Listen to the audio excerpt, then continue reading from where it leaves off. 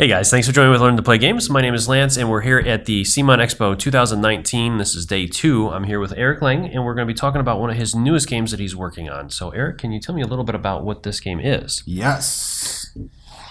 Hello. This is Trudvang Legends. Now, we like to, it is based on Norse mythology. So we like to internally call it Trudvang because we got to do with raunch too, right? Okay. Trudvang. Yes. It is based off of an IP from a quite successful and popular RPG from Riot Minds that actually did a Kickstarter for like a very, very successful Kickstarter a few years ago. We were introduced to them. We were enchanted by their material, and they were like, "Yeah, we'd love to get you to do a board game on it." And we did some cool miniatures because that's what we do. Yeah, absolutely. And then the more we dove into the material, we realized that this we've been wanting to do a narrative, story-driven game for a long time. Okay. This was it, right? We're like, it just wrote itself. So what this is a narrative, cooperative, story-driven game. There's a lot of innovation in this box, at least in my opinion. Okay. We're trying a couple of new things, right? Now, there are a lot of story games out there, a lot of narrative games. I'm a big fan of many of them. I grew up on D&D, right? Okay. Yeah. And I played RPGs all through the 90s. This game is sort of a love letter to the indie RPG type feel, right? Okay. So rather than be sort of a D&D simulator, we're going for a game that's all about story. It's about affecting the story and the world around it in permanent and impermanent ways. Okay.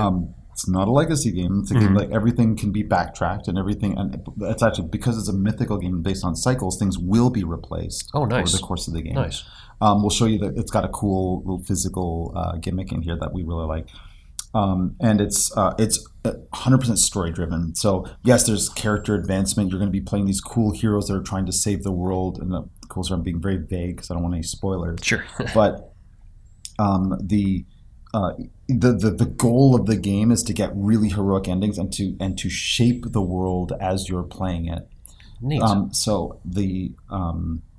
It is all about the story. It's all about the discovery and about the agency. So that's Trudvang.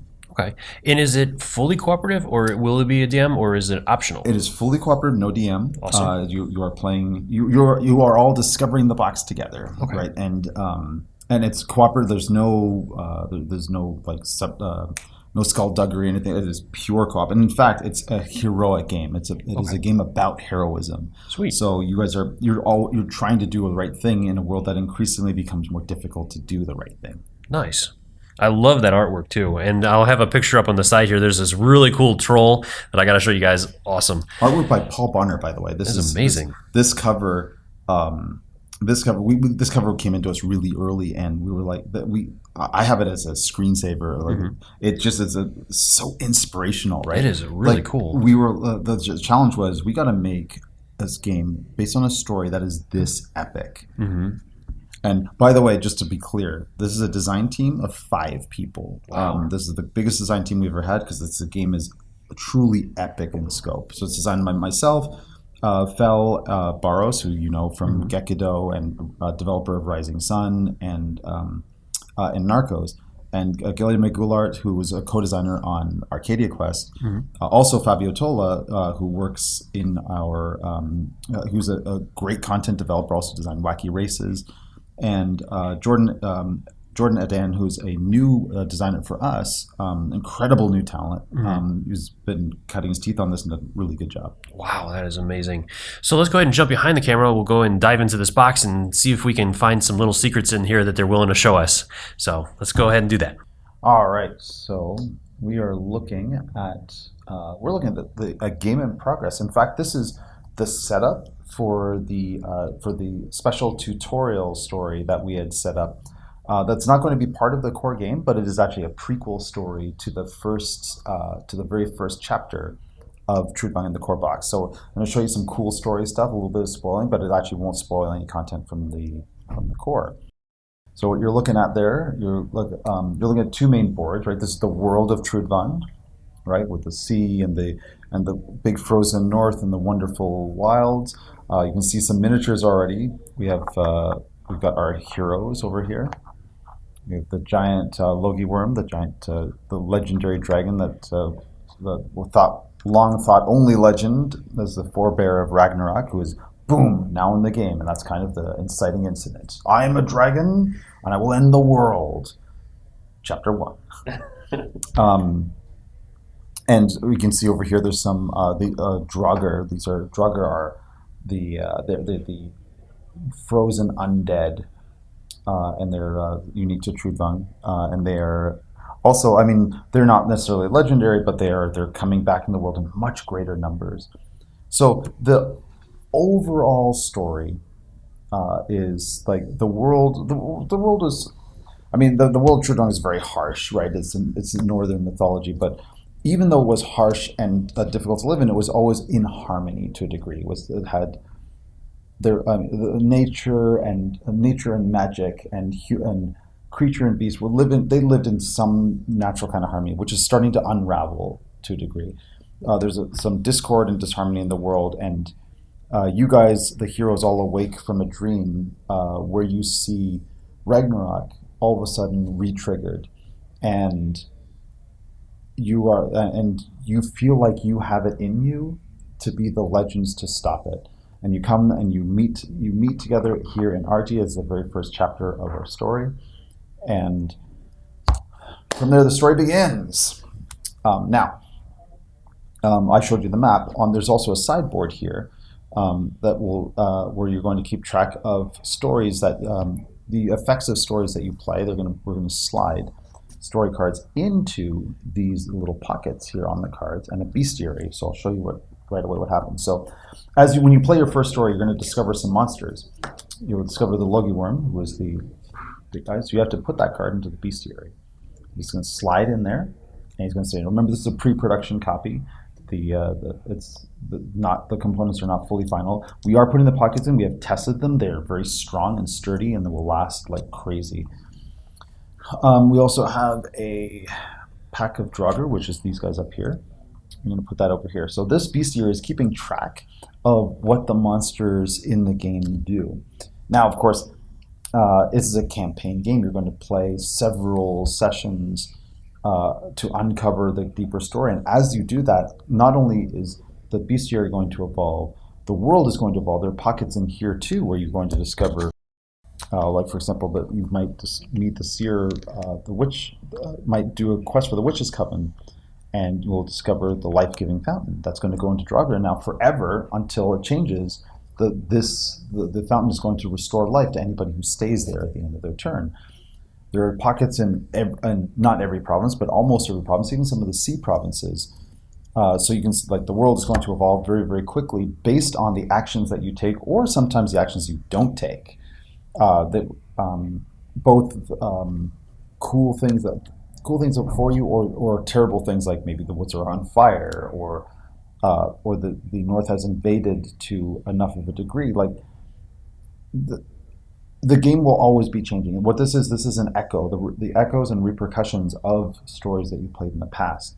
So as you're playing the game, you're always going to play through a story which has a beginning, a middle, and an end, and you're always looking for a heroic ending to that particular story. However, while you're doing that, the echoes of past stories are going to be sitting here and affecting your gameplay, even while you play this current story. The combinations are ridiculous. Like even the stories, like the number, even the combination of stories you can play. So, for example, you're going to start at chapter 1, which is a misty beginning, that's the name of this story. You're going to play. This session will be about 40 minutes or so. As you guys wander through this story, you will have to make a choice at the very end of that story. If you win, assuming you don't die, to get which type of heroic ending you're going to get. If you get one of the heroic endings, you're going to unlock one other story. If you get another heroic ending, you can unlock a different story. That now you have a different story that you may play. Every session that you play, you can unlock.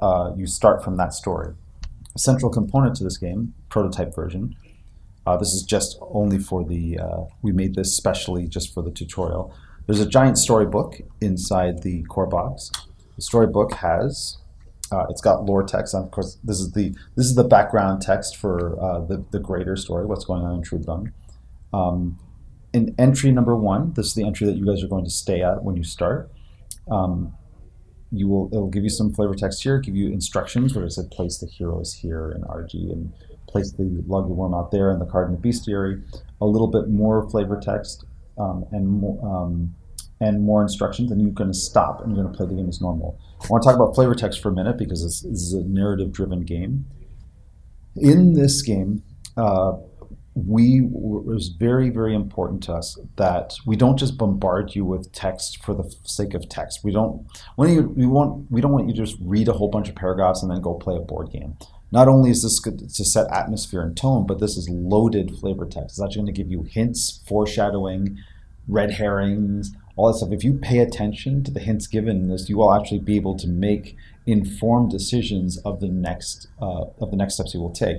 And of course, massively written by Eric Kelly and plotted by our team, we actually want you to. It's deep and subtle enough that players should be able to argue about like what the clues mean. And if you play stories, you can actually go back when you've played through enough of the story, you'd be able to go back and go like, oh, this was foreshadowed over here in story number 2. Anyway, so this is a very important thing for us. Whenever you see this rune, you are going to uncover this particular story. So those are the very, very basics. So storybook, you are working your way through a storybook, and there's even through a campaign, you're not even going to see. It is impossible for you to see every story in the storybook. There's at least 30 different stories in there. Each story has multiple heroic endings that you can get. You're not always going to get a heroic ending. Sometimes you're going to end up having a disastrous ending, like if any hero dies, or if you fail in particular tests or something goes wrong. Sometimes you make a bad choice. You have a disastrous ending, and that'll have a permanent effect on the board. Bad for you. Then you got to start over. All right. So that's the big picture, right? Pause. One more thing. Even the turn sequence is logged into our sequence here. So it starts off when you begin with only 2 phases, right? The travel phase and the discover phase. When you travel from place to place to discover new regions, the story will tell you to put interest points out here, which are tied to specific story cards. I have them here. Here we are. I'm giving you this. This would not have been here in the basic story. So those cards are tied to here. So like interest point A is tied to card number 1 out of the story. There's like 200 of these story cards, and number D will be tied to the coven. These you always put them story side up, so there'll be a little hint for you, which you can read before you see it. When you go to explore a place, if there aren't, sometimes there may be monsters that are other points of interest there, but you may always decide on your turn during the discover phase to explore that point of interest. You explore the point of interest, you reveal the card, and more cool stuff will happen. It will branch out the story a bit. Or you can fight monsters, which will happen more often. It doesn't happen all the time. Like I said, this is not a D&D simulator. It's not a game about just grinding through tons of combats. There will be combats in here, but they're fairly epic, and they're not as many, so each one is a little bit more important. So, want to talk about fighting? Let's talk about fighting. Fighting and tests, let's say, for example. Your character. Every character has a board, so and you have a number of cards, which are just yours. So, let's say I want to play Volgar the Warrior. I'm sorry, Ryan, mine's horribly mispronouncing that. You take all of your cards, and you're going to put them on your sheet. So your warrior, that's to tell you your warrior card. It's and it tells this is a skill, goes into a skill box. You can bash, you can block, and you have a rusty axe. You're already pretty epic to start. And you also have a bag of runes. Your bag of runes tells you what type of the 4 runes, wind, fire, water, and earth, and demonic runes, dark runes. You're going to put this number of all those runes into your bag. This is the core resolution system of the game. So let's say, for example, let's start with the easy one. Let's say, for example, you come up across something. Let's say that Volgar the warrior is over here, and he encounters a troll that challenges him to a drinking contest. A drinking contest which he can try to make, like, he can power his way out of it, make a strength test, or he can try to talk his way out of it, make a charisma test. Well, Volgar, he's not very charismatic. He's going to try for a strength test. You're going to draw, every time you do a test, you're going to draw 5 runes from your bag. Let's do that right here. I want to be very clear, these are absolutely prototype runes. The final production will be much, much clearer. So when you are, depending on which stat you're going, so it's a strength-based test, it tells you what types of runes are successes. So Volgar being a warrior, every type of rune except for dark runes are a success. The test will tell you how many successes you need. So in this case, simply, these are the only 2 failures. So say it was a strength test of 2, I got 3 successes, I'm good. That is the simplest version of how a test works. More complications and repercussions will come from the story itself, or from the deck. So it's that. Combat. Roar. Let's say the Drugger have come. They have found you. There are 3 Drugger here.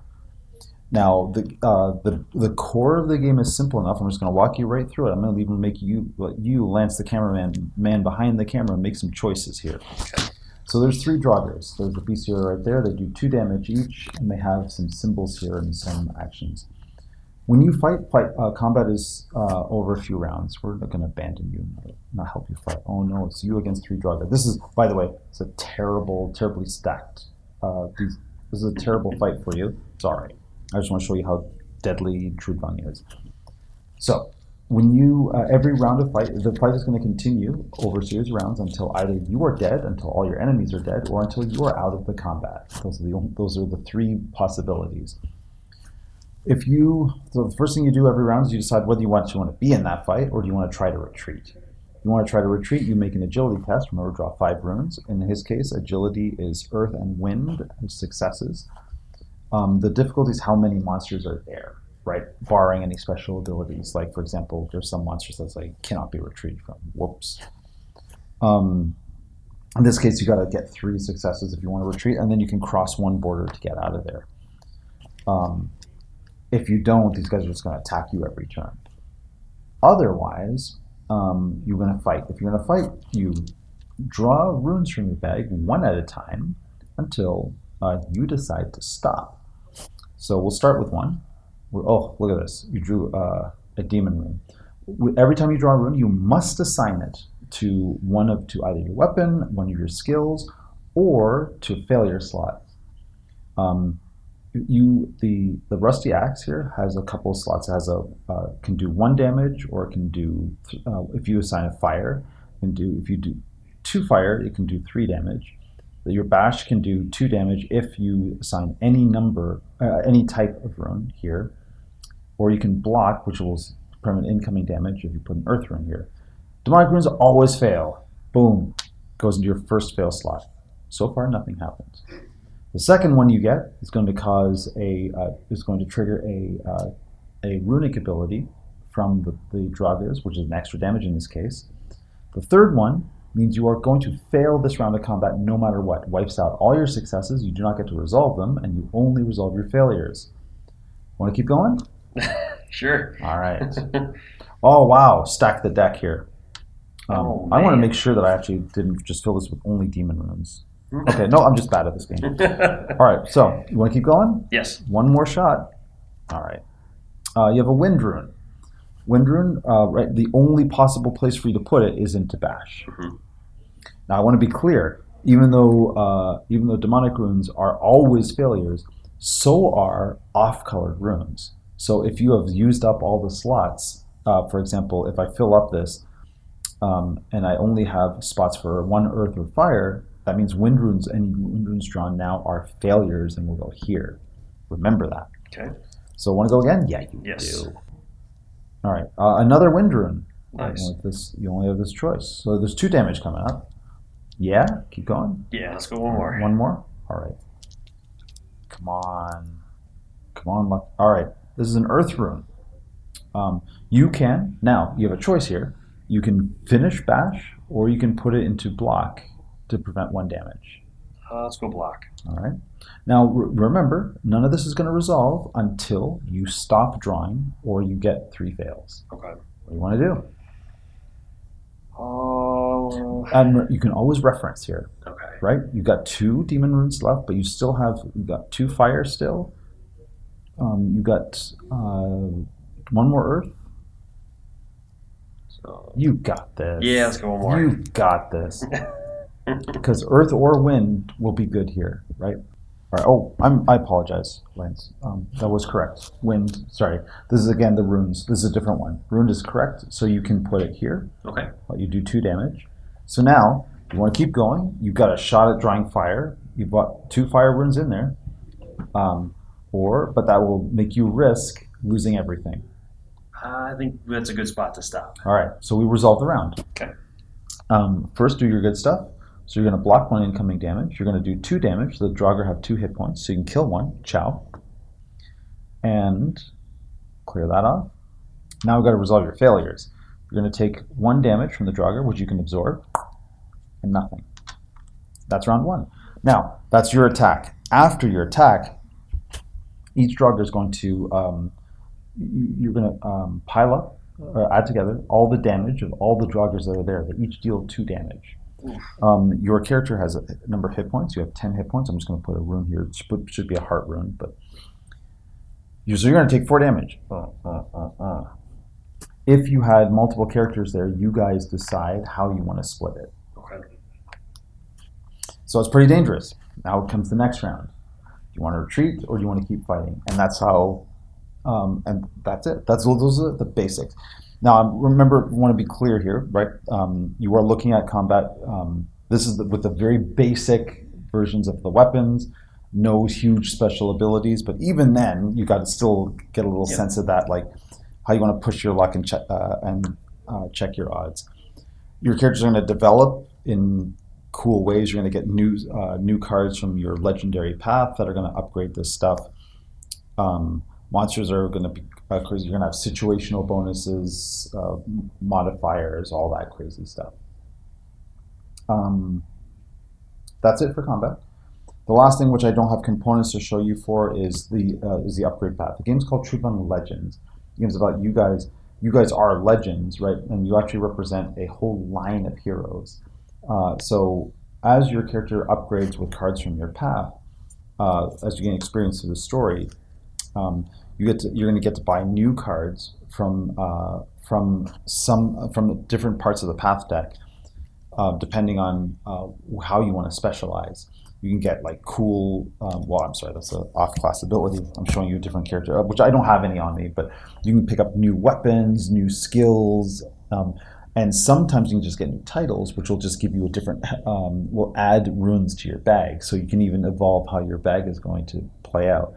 So it's going to be up to you to balance out how you get that. And once you have a certain number of cards in your path, you can actually qualify for legendhood, and your character himself can become a legend based on what cards you chose in your path. And that character will actually, this is not this card, but a different card, will actually become a legend, will enter the story deck. That character is a legend, which will have a permanent bonus for all future characters in that line. Nice. So then your progeny in the future will come out and get cool bonuses just for having made that choice in the past. So you get that real mythic feel of like history that goes in cycles and repeats itself with subtle differences over time. So those are the basics. That's the tutorial, and of course the game, it's a huge, giant, epic game, so we're going to unlock a bunch of really cool, different twists as the game goes. Wow, I am super excited about this. I cannot wait for this game. So do you guys have any idea when this one might be coming out or coming to Kickstarter? Or? Well, we announced that it is our next Kickstarter, and I can't tell you exactly when. Sure. We don't announce a date until we are 100% sure that all our ducks are in a row. Okay. We're like 95% sure, but there's still tweaks. The game is still in development, right? Okay. The game, like the engine, the core engine, and is done. We've plotted out this huge, massive story matrix and filled in a ton of content. But we just want to make sure that everything is. We want to make sure that everything is bulletproof, right? Yeah. Before then, so we'll be. It should be soonish. Okay. All right. And is there a chance that we'll be seeing this at any of the conventions coming up this year for people to be able to try out, or is it still too early for that? It is my intention to bring this to Dice Tower Con. Okay. To play there. It depends on. So there's right now. This is the only prototype we have. If I can, if it's not needed elsewhere, I will gladly bring it with me. Cool. So for those of you guys that are heading to Dice Tower, you have an opportunity to potentially check this out.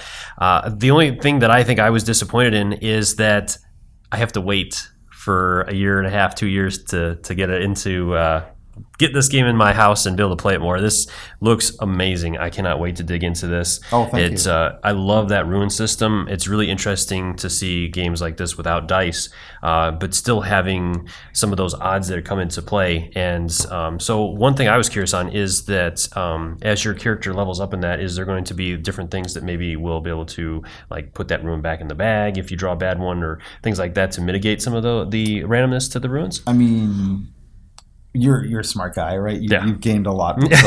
So if you can think it, we've at least considered it, right? Gotcha. So we want to have a long. I'm being intentionally vague here, right? Because it's a narrative game. I want to make sure not to leave spoilers out of this, but the game is going to progress and evolve over time.